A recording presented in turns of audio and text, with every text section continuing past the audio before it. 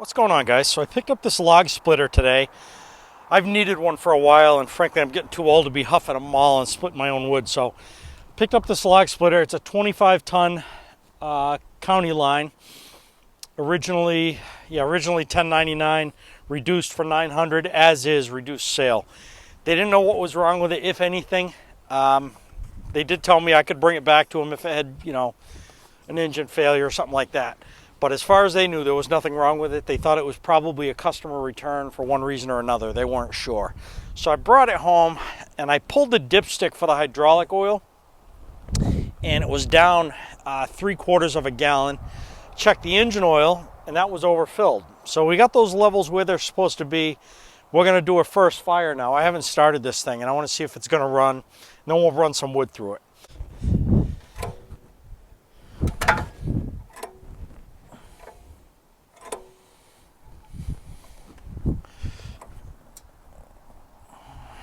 I can't even pull it, so what I want to do is yank the spark plug out of this thing and see what's going on, if this thing's hydrolocked or not. I suspect that might be the case.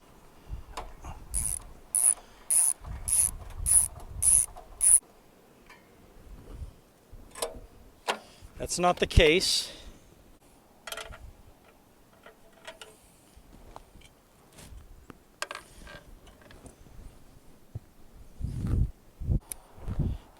I'm going to try spinning it by hand, and if this thing doesn't free up easily, the store is going to be getting it back.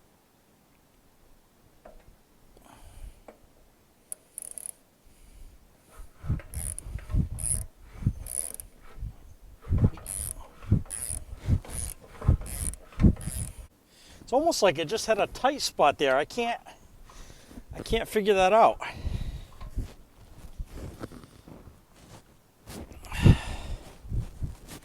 All right, well, let's get it back together and see if it wants to fire. I've had my scare for the day.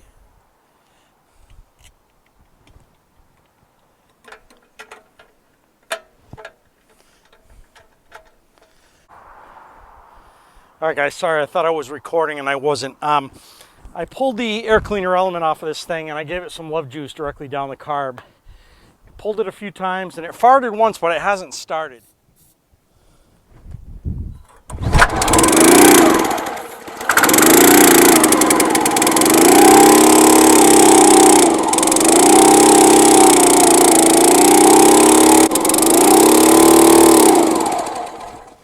All right, she's definitely not running without assistance, so I'm gonna go ahead and rip that carb off, and hopefully it just plugged or something.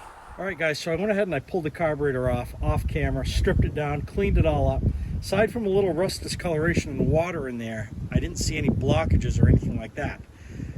But I cleaned it all up, I drained the fuel tank, refilled it, and now we're gonna see if it starts. I just gave it a little prime down the carburetor. Hopefully she fires.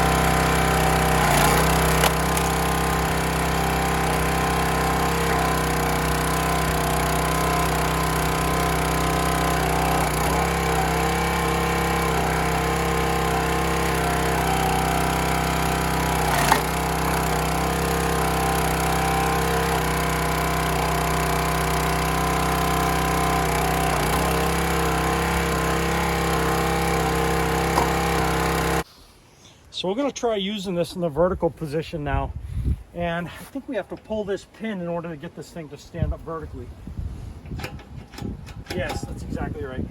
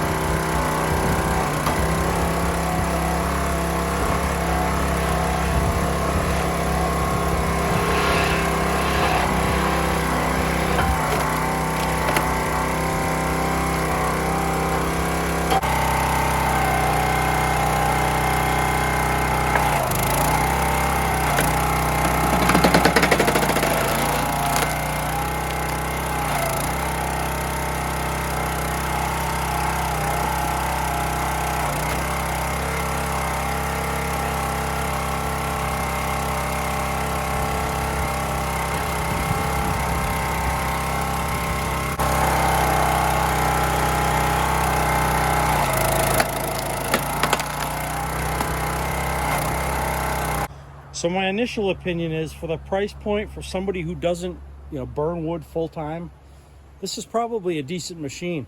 If I burned, I don't know, 4, 5, 6 cord a year or something like that every single year, I'd probably get a bigger machine than this.